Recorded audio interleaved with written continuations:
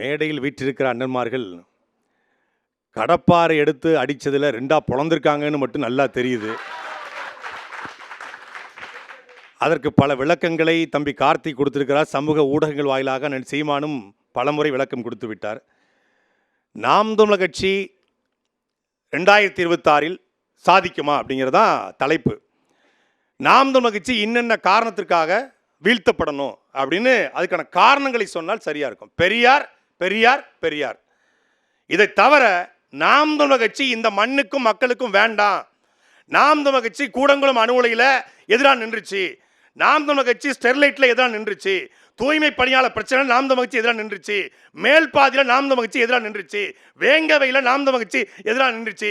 கல்குவாரியில், மணல் கொள்ளையில், கனிமவள கொள்ளையில் நாம் தமிழர் கட்சி எதிராக நின்றுச்சு அப்படின்னு யாராலும் பேச முடிஞ்சுதா? ஏனென்றால் மக்களின் போராட்டங்களில் நிற்கிற ஒரே கட்சி அது நாம் தமிழர் கட்சி மட்டும்தான். சார், இதுவே போதுமேன்றாங்க.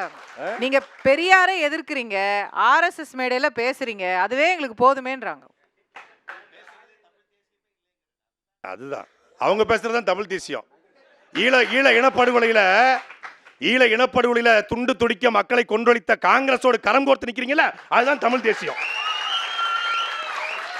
அதாவது பேசுவதற்கு உடம்புல ஒரு துணிச்சல், ஒரு தைரியம், ஒரு தெம்பு வேணும். பொய்யா பேசக்கூடாது.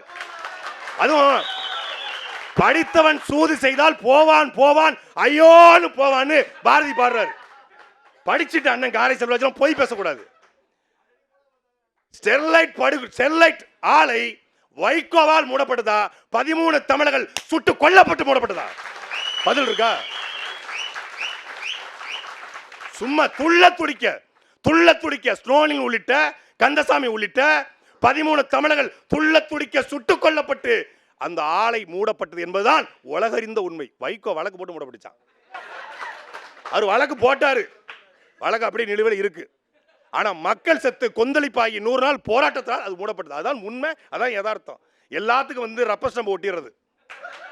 சரி, எல்லாத்துக்கும் போராடுன நீங்க இந்த 5 ஆண்டு காலமாக மேல்மா என்கிற அந்த கிராமத்திலே 19 விவசாயிகள் மீது குண்ட சட்டை போட்டாங்களே, எங்கே போனார் உங்க ஐயாக்கள்? எங்க போனாங்க?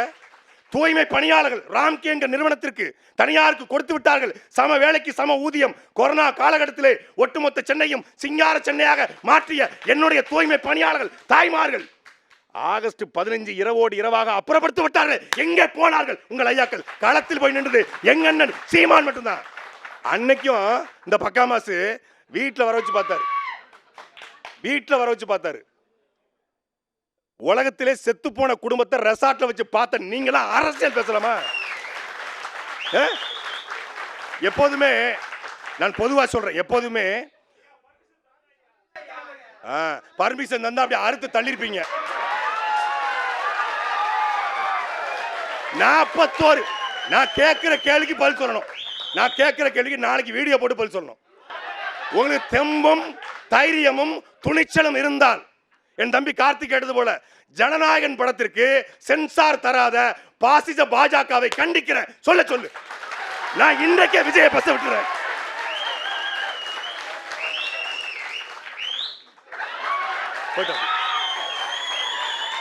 சைலண்ட் மோடுக்கு போயிடுச்சு.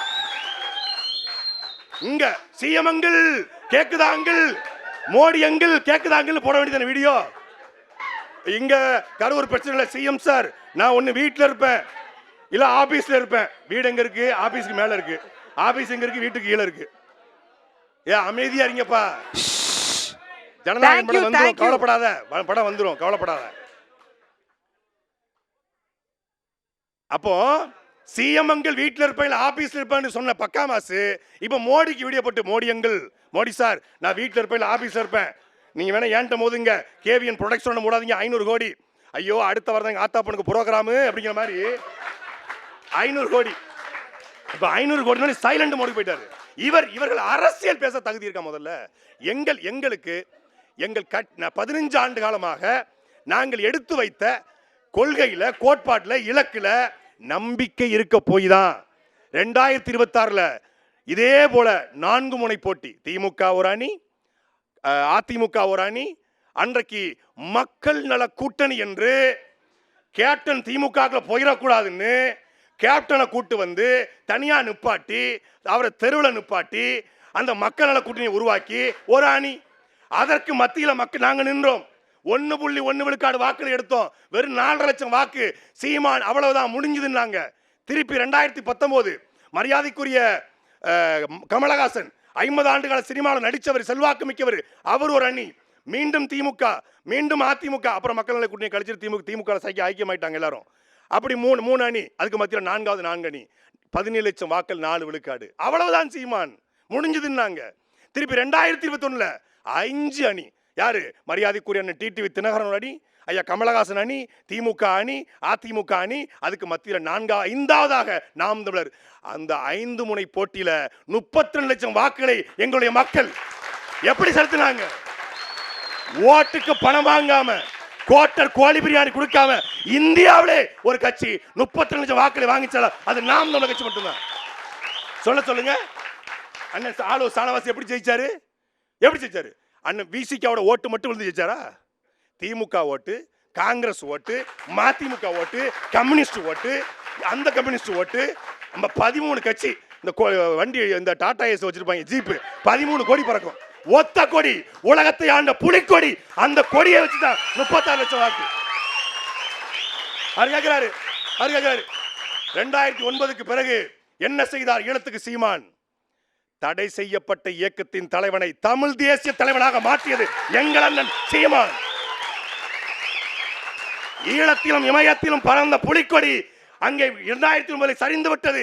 இனி புலிக்கொடி பறக்காது என்று சிங்களவன் கொக்கரித்த பொழுது இல்லை, உலகம் முழுக்கும் பறக்கும் என்று உலகத்தின் 63 நாடுகளில் அந்த புலிக்கொடியை பறக்க செய்தவன் எங்கள் அண்ணன் சீமான்.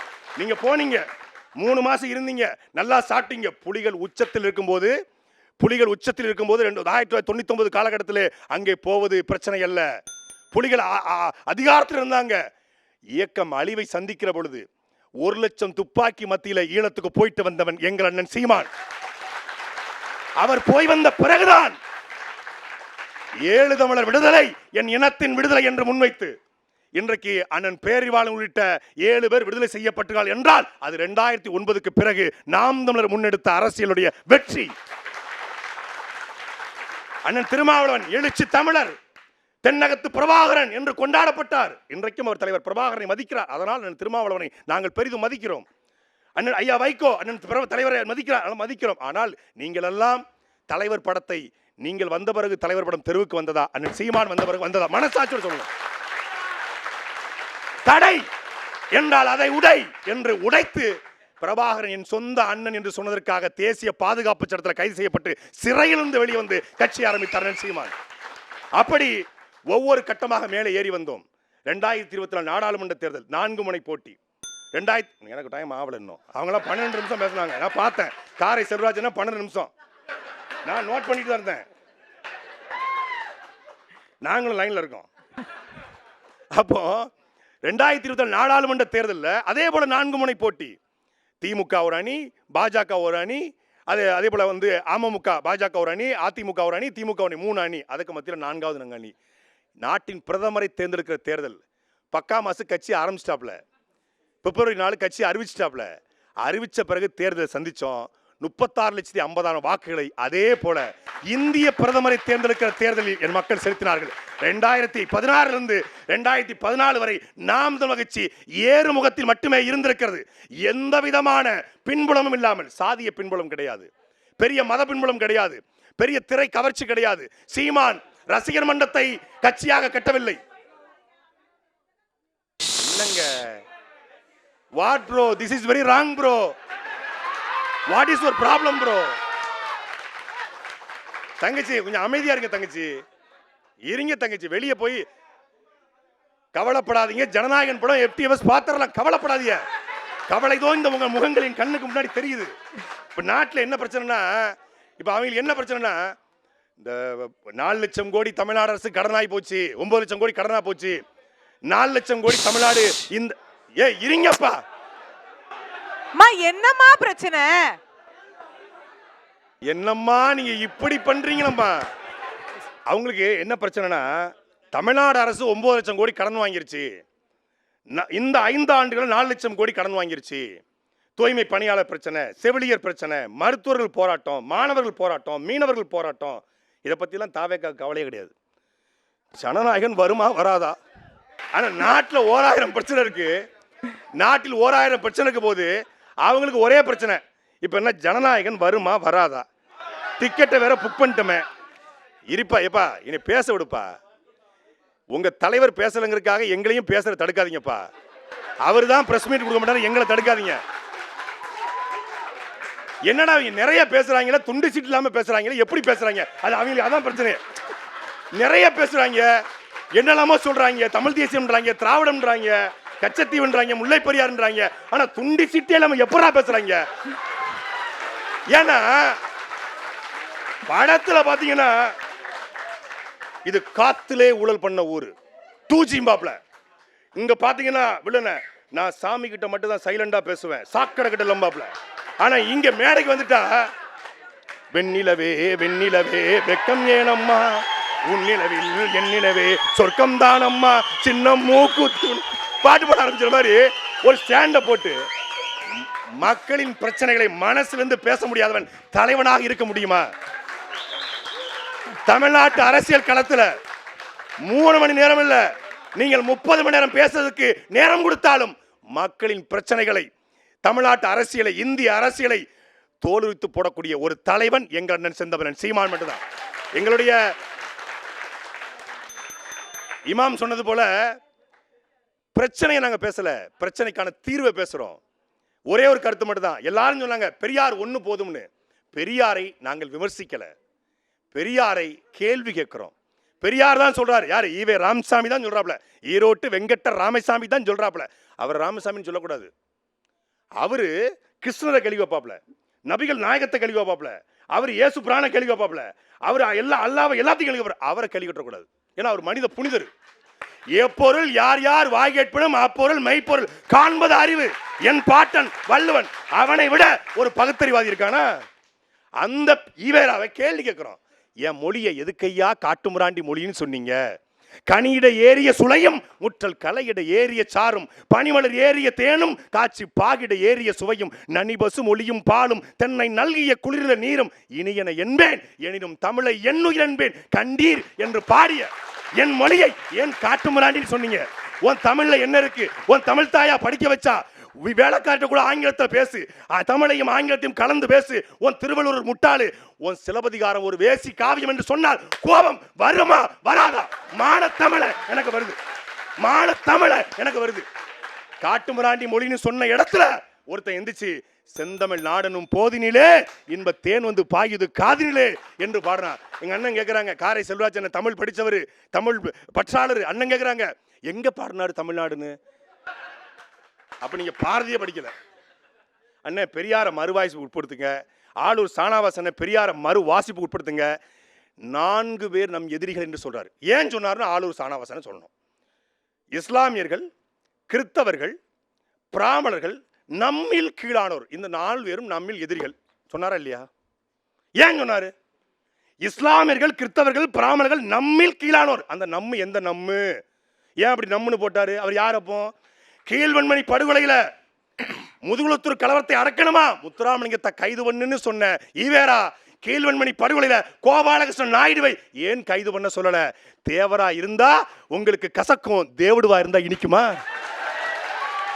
அப்போ மறு வாசிப்புக்கு உட்படுத்துறோம். நான் 50,000 ஆண்டுகளுக்கு மூத்த உலகத்திற்கு நாகரிகத்தை, பண்பாட்டை, கலாச்சாரத்தை, விருந்தோம்பலை கற்றுக் கொடுத்த அண்ணன் சொன்னது போல கீழடி ஆதிச்சநல்லூர், நான் அந்த ஊர்ல வந்தவன், ஆதிச்சநல்லூர் என்ற நாகரிகத்தை உலகிற்கு அளித்த 2000 5000 ஆண்டுக்கு முன்பே இரும்பை உருக்கிய, தங்கத்தை உருக்கிய, யானை தந்தத்தில் சீப்பு செய்த நாகரிகத்து சொந்தக்கார என்னை திராவிடன்னு சொன்னா எனக்கு கோபம் வருமா வராதா? அதான் கேள்வி. திராவிடம் என்றால் தனியார் அந்த பக்கம் நெல்லு, தமிழ முறை இந்த பக்கம் நெல்லு. பெரியார் தான் படிக்க வச்சார், அந்த பக்கம் நெல்லு. எனக்கு எங்கள் தாத்தன் ரெட்டமலை சீனிவாசனாரும், அயோத்தாச பண்டிதரும், MC ராஜாவும், எங்களுடைய ஜீவானந்தமும், சிங்கார வேலரும் எங்களுக்கு சமூகநீதி காவலர்கள். பெரியார் படிக்க வச்சார் அந்த பக்கம். எங்கள் கிங் மேக்கர், கர்ம வீரர் எங்கள் தாத்தா காமராஜர் படிக்க வச்சார் இந்த பக்கம் நெல்லு. திராவிடம் அந்த பக்கம், தமிழ் தேசியம் இந்த பக்கம், திமுக அந்த பக்கம், நாம் தமிழர் இந்த பக்கம். 2 பேருக்கு தான் போட்டி. அதை களத்தில் பார்ப்போம். நன்றி, வணக்கம்.